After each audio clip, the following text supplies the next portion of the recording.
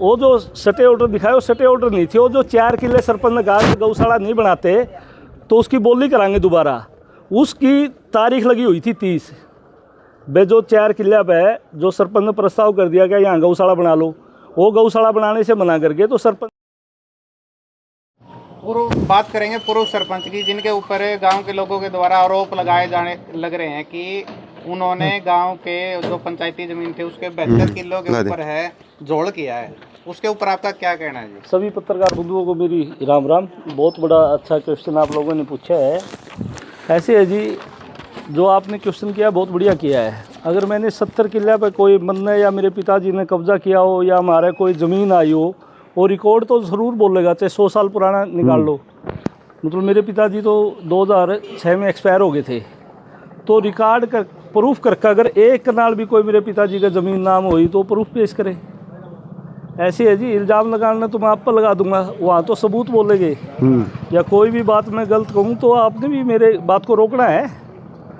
दूसरी बात, आज तक मैंने या मेरे पिताजी का कोई भी ज़मीन आई हो तो रिकॉर्ड पेश कर दे। पुश्तैनी ज़मीन थी, लगभग 18 किले है मेरे दादाजी के नाम, और मेरे पिताजी और 3 भाई है, तो 6-6 किले के आसपास आ गया। हम 2 भाई थे, तो 3 किले ज़मीन से ज़्यादा मेरा कोई ज़मीन हो तो रिकॉर्ड पेश करो। मैंने कोई उसमें से पहले आई होगी तो या तो बेची होगी, या गलत कह रहा हूँ, या बेची नहीं होगी तो मेरा नाम पाओगी। वो एक मल्ला बेचा दिखा दो, या फिर वो आई है तो फिर मेरा नाम रहनी चाहिए, मेरे पिताजी का नाम रहनी चाहिए। आई है तो रहनी तो चाहिए या नहीं रहनी चाहिए, तो उसमें वो प्रूफ पेश करो। दूसरी बात, मैं नाम तो नहीं लेना चाहता था, लेकिन वो मुकेश सनोब नफ़े सिंह नाम ले रहा था कि ये थाना में जाता है, थाने का दल्ला है। मैं अपना बिजनेस करता हूँ, जितने SHO आए उनसे एक बार आप उनसे भी वो डेट मिल जाएगी, बीट ले लो एक बार। कभी सरपंच थाना में आया है कि मैं 2000 में सरपंच बना था, 2000 से 2005 तक तो मेरा लगातार आना जाना रहता ही सरपंच का। उसके बाद आप पूछो भाई इसको यूँ कभी थाने में आता है जाता नहीं है। अभी मैं तो मेरा बिजनेस कर रहा था, आज इल्ज़ाम लगा दिए तो अपना काम छोड़ के आ गया आपकी बातों की जवाब देने के लिए। जो ये कह रहा है बेडुल्ली में अंदर सरपंच ज़मीन पे कब्जा कर रहा है, 3 किले भी दाब रहा है, मैं आप पत्रकार बंधुओं ने लेकर जाऊँगा क्यों वहाँ देखना। अगर मैं 3 किले दाब रहूँगा नहीं, अब भी मैं 6 किले छोड़ूंगा, तो उस पर छुटवा ले 3 किले। तीसरी बात, जो अपने आपको गो भगत को है उसके इशार में वो रहता है, उसके ऊपर अलग अलग थानों में FIR दर्ज है 420 की।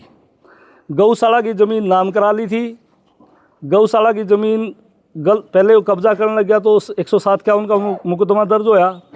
जो हिसार में एयरपोर्ट का लगती गौशाला है वो करोड़ों की ज़मीन है।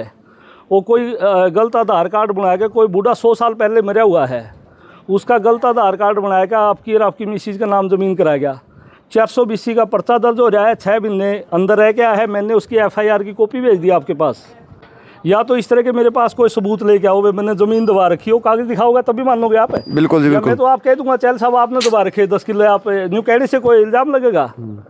तीसरी बात, हमारे परिवार का हमारे कुटुंब का है कौन को है, बोले हमें राजी कौन। एक आदमी राजी और नाराज़ होने से क्या गौशाला रह जाएगी या छूट जाएगी एक आदमी से।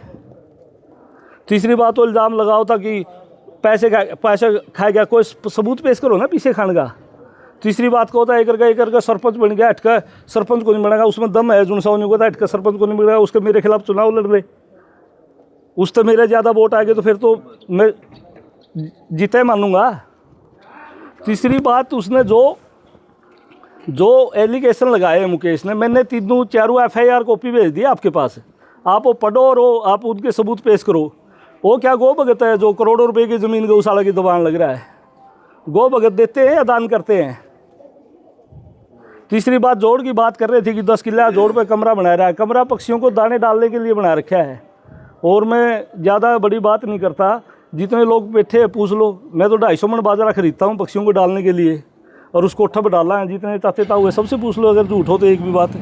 तीसरी बात, सरपंच पर एलिगेशन लगा रहा है कि सरपंच इसका खोप बंदूक तर का चला हुआ है। सरपंच कोई पागल है, पढ़ा लिखा है, एजुकेटेड पर्सन है, सरपंच की मर्जी हुआ काम करेगा और बहुत बढ़िया काम कर रहा है।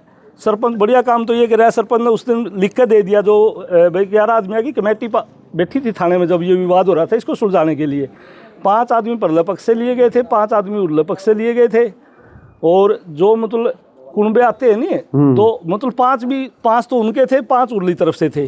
परले जो परिवार है 2 बंदे वो भी इस साइड है, जैसे दादा सुंदर है, मंजीत है, मतलब परल्या के तो 7 आदमी थे, उरल्या के 3 थे। एक जो प्रधान है 14 गामा का, वो तो चलो सीर का है, लेकिन वो भी उसी बगड़ से पड़ता है।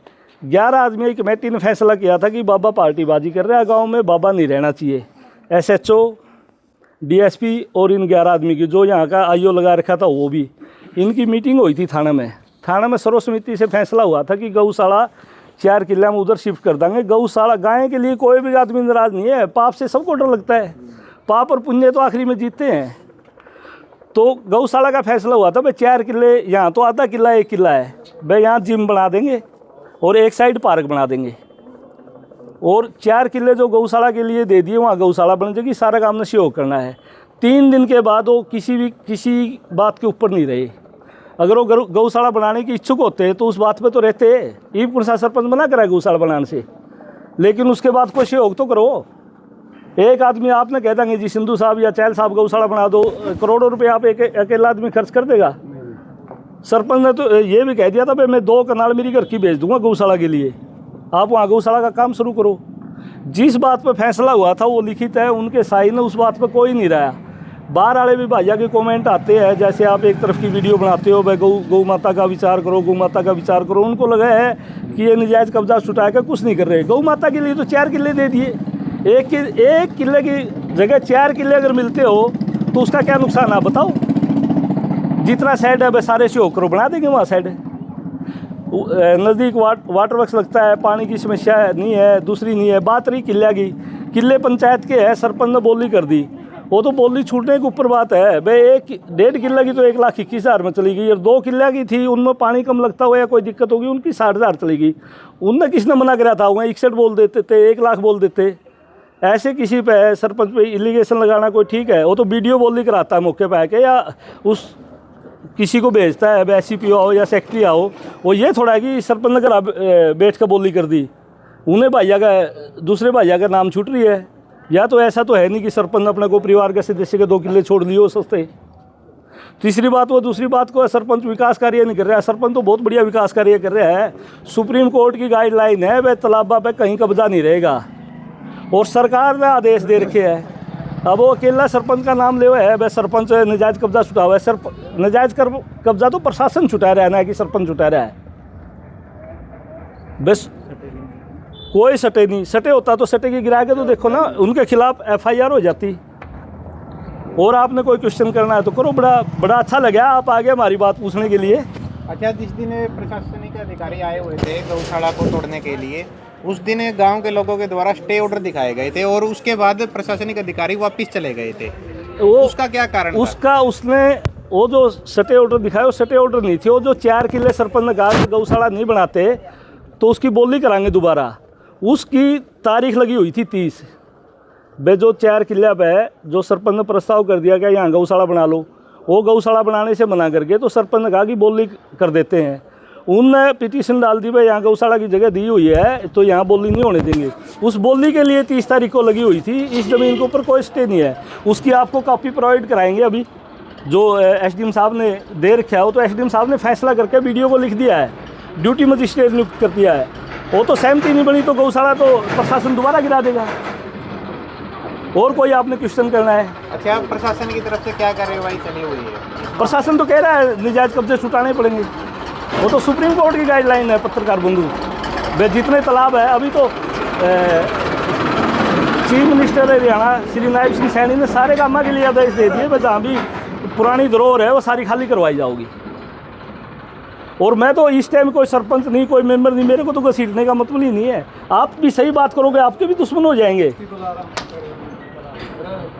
अब वो जोड़ के तालाब की बात हो रही थी। एक हमारे परिवार में है दादा शमशेर सिंह, उसने बड़ा अच्छा वहाँ तालाब पे मंदिर बनाया हुआ है। 4-5 संतों के लिए ठहरने के लिए कमरे बनाए हुए थे। महाराज जी लेकर 4 किले और 4 रूम रात में तोड़े आए, और आई साल भंडारा लाता है, लाखों रुपए खर्च करता है। किसने तोड़े वो रूम? वो महाराज जी तोड़वा गए हैं, गोविंद गिरी जी।